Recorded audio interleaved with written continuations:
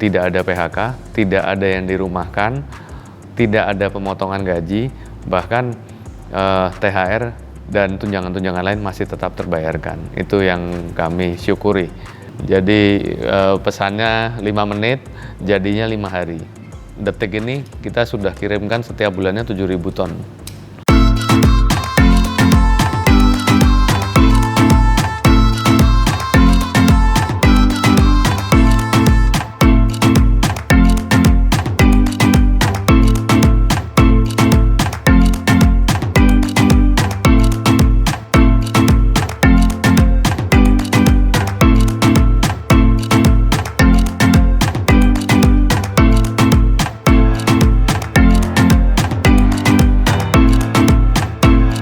Selamat pagi, Pak. Selamat pagi.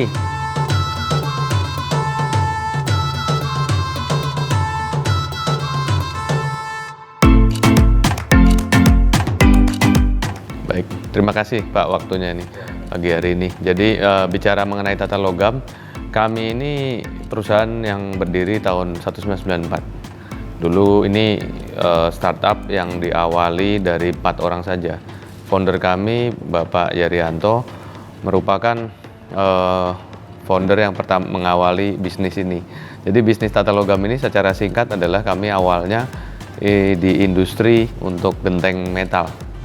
Genteng metal, kemudian tahun 94 punya merek dengan Multi Roof, Sakura Roof, dan kemudian berkembang sampai di tahun 2003 ketika kita mengalami kekurangan untuk rangka atap ya. Rangka atap itu dulu semuanya hampir menggunakan rangka kayu.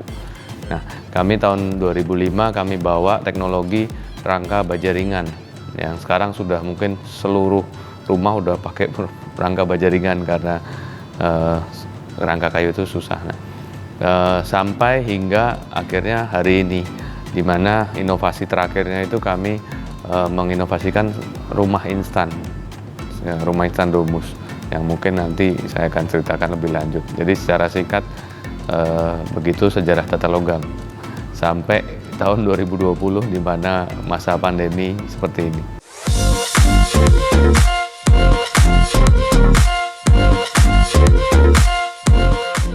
Tentu awalnya kami sama seperti perusahaan yang lainnya, kami sangat khawatir. Jadi awal-awal 2020 itu saat yang sulit di mana belum ada suatu kepastian atau suatu berapa lama pandemi ini akan berlangsung. Tapi dengan berjalannya waktu, tentu kita harus menjadi menerima realita dan menjadi perusahaan yang lincah. Karena kami ada banyak karyawan yang bergantung di perusahaan ini, tentu ini yang menjadi suatu tanggung jawab moral agar perusahaan dapat terus berjalan, seluruh staf karyawan masih bisa bekerja di perusahaan ini, dan pembangunan di Indonesia ini masih terus berjalan. Tentu bukan hal yang mudah untuk menghadapi pandemi ini, tapi seperti kami mengikuti saran pemerintah untuk new normal, bahwa ada beberapa seperti prokes dan juga cara berbisnis yang berbeda, terutama bukan hanya untuk industri bangunan tapi ini untuk menyeluruh. Ya, tentu ini membutuhkan adjustment yang tidak sedikit. Tapi hingga saat ini kami bisa bersyukur bahwa kami sudah bisa mulai mengadjust ke new normal ini.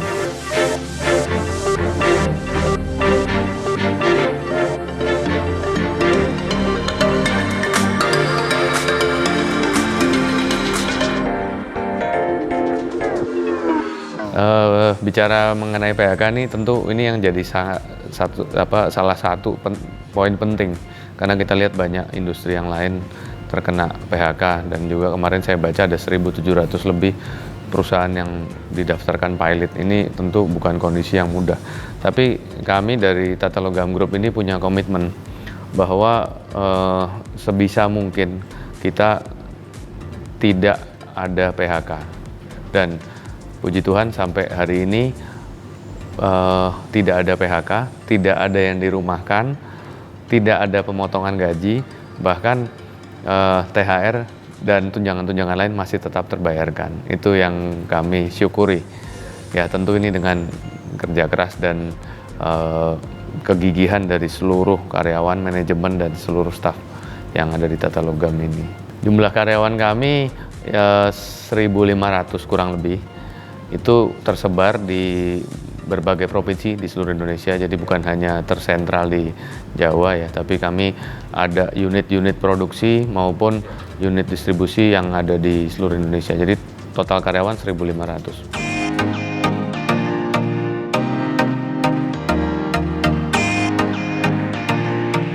Bicara mengenai Tata Logam ini merupakan sekarang ini kami bertransformasi bukan hanya sebagai satu unit bisnis ya, tapi ini merupakan integrasi end to end.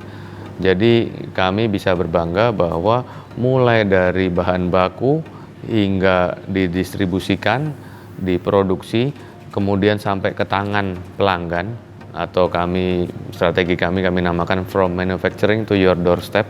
Dari mulai diproduksi sampai ke depan rumah, itu kami kawal semua prosesnya, dan kami juga berkolaborasi. Nah, contohnya produk-produknya apa? Produknya mulai dari bahan baku itu mulai yang seperti kita kenal dari baja lapis aluminium seng, BJ-Last, atau kalau di pasaran itu orang bilang Galvalum ya. Itu Galvalum atau Galvalum coil yang kemudian dirubah menjadi baja ringan, kemudian genteng metal dan produk-produk atap lainnya, bahkan sampai ke struktur rumah, itu kami juga sediakan, baik untuk pemasangan sendiri, baik atau melalui distributor ataupun aplikator. Dan kemudian kami juga sediakan jasa pemasangan apabila ada pelanggan kami yang ingin membeli rumah melalui aplikasi, melalui handphone, itu juga dimungkinkan. Jadi ini end-to-end integration. Jadi pesannya 5 menit, jadinya 5 hari. Rumah 2 lantai ini kira-kira 2 minggu sampai 1 bulan. Ya ini tergantung dari desain dan yang lainnya. Dan inovasi berikutnya kami tidak hanya berhenti di Indonesia ya. Kemarin kami juga kenalkan produk ini dan bisa diterima di pasar di Afrika, di negara-negara Afrika yang masih membutuhkan backlog rumah ini.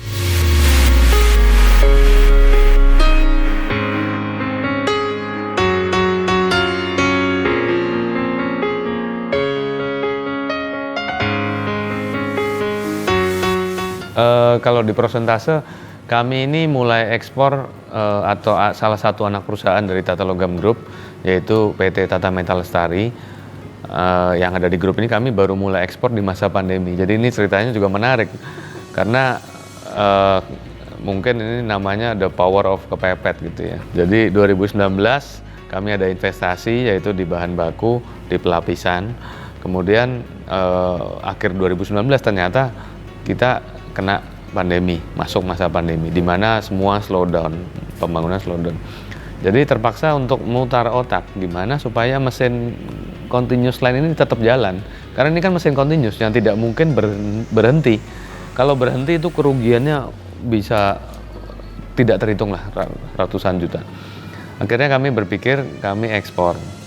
Ekspor itu yang pertama kami target langsung ke pasar Amerika.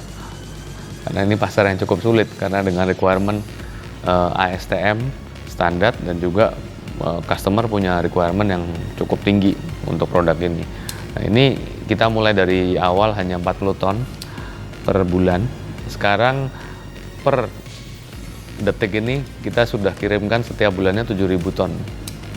Jadi mulai dari awal pandemi lalu 40 ton, sekarang sudah 7.000 ton kami kirimkan. Dan itu porsinya ya masih sedikit lah untuk ekspor.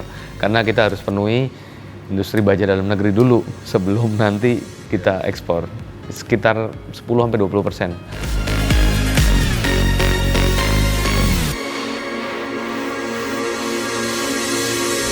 Saya mungkin nggak bicara kompetitor ya, karena kompetitor ini kan kita berkompetisi. Jadi saya ngelihat bahwa teman-teman yang ada di industri yang sama ini, kita sama-sama mengusahakan untuk industri dalam negeri. Memang sekarang ini industri-industri ini baja ringan bertumbuh cukup pesat. Jadi yang tergabung di asosiasi itu yang terdaftar mungkin ada 150-an perusahaan lebih. Ini yang berskala nasional. Tapi di luar itu tentu ada juga yang skalanya skala di daerah. Bahkan sekarang ini bisa dibilang banyak yang UMKM juga, yang skala UMKM. Nah tentu industri-industri ini bisa berusaha, tapi kita sedang bimbing supaya dapat memenuhi standar, Pak. Standarisasi ini kan yang sangat penting.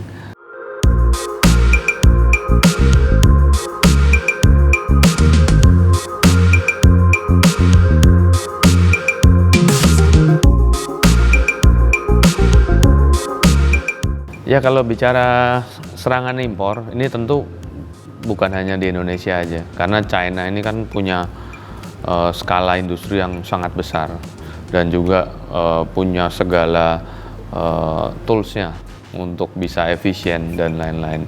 Jadi kita ini yang harus memprotek diri kita sendiri. Memproteknya gimana? Tentu ini perlu peran serta antara pengusaha dan pemerintah supaya terjadi komunikasi yang baik. Jadi saya nggak bilang kita yang pemerintah yang salah atau pengusaha yang salah. Tentu ada oknum-oknum lah yang mengundang supaya produk ini masuk. Memang sekarang ini terjadi peningkatan, tapi sudah lebih baik dibandingkan tahun-tahun sebelumnya.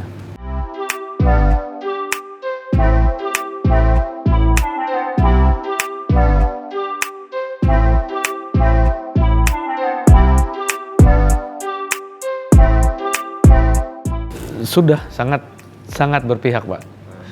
Justru ini perlu komunikasi atau peran serta dari pengusahanya juga supaya mengkomunikasikan, dan juga kita ini harus berpikiran yang merah putih lah. Jadi kalau memang bahan baku itu baja itu sudah ada di Indonesia, bejelas sudah bisa diproduksi di Indonesia dengan baik dan jumlahnya cukup, ya nggak usah impor lah, nggak usah diundang masuk. Ini kan sudah zaman modern, kita sudah bukan hidup di zaman VOC lagi yang kita undang mereka untuk impor masuk sini. Tapi kita ini harus bisa berdiri di kaki sendiri, apalagi ini adalah industri strategis. Tapi pemerintah saat ini sudah sangat berpihak. Ini yang harus memberikan edukasi adalah beberapa oknum-oknum pengusaha importir yang supaya bisa mandiri. Peluang sangat besar, apalagi kita lihat negara-negara di Afrika, Kenya, Nigeria, dan negara-negara lain, itu peluang sangat besar. Dan negara lain sudah melihat ke arah situ. Bahkan ada perusahaan yang sudah ngelihat sampai di planet lain kan, di Mars. Nah, ini merupakan PR lah, PR untuk gimana kita merubah mindset tidak hanya protektif terus di dalam kandang terus.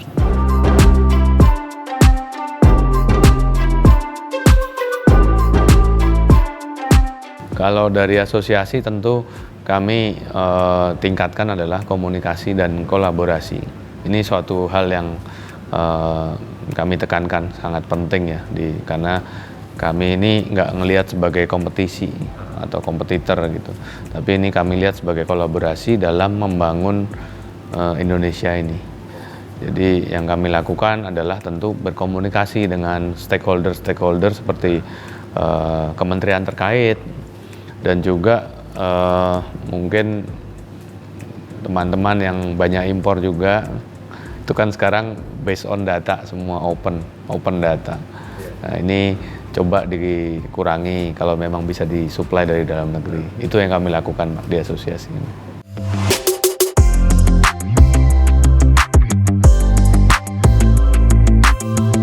Filosofi yang kami pegang adalah kami perusahaan ini punya value yang dipegang dan ditanamkan oleh founder kami, yaitu sigap.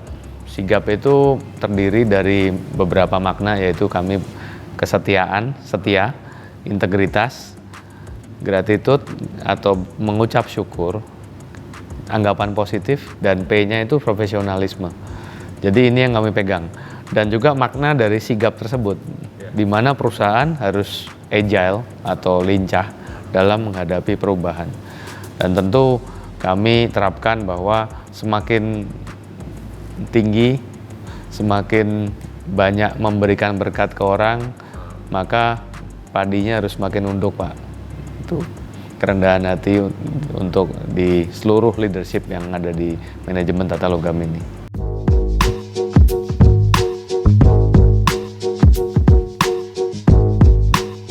Founder kami, yaitu Pak Yaryanto dan Ibu Wulani, atau ayah ibu saya, yang sampai hari ini masih memberikan coaching atau mentoring mengenai bagaimana menjalankan bisnis ini dan bagaimana melewati badai yang kita sedang hadapi ini, pandemi. Jadi beliau ini yang menjadi panutan, yang menjadi mentor saya dalam bisnis ini.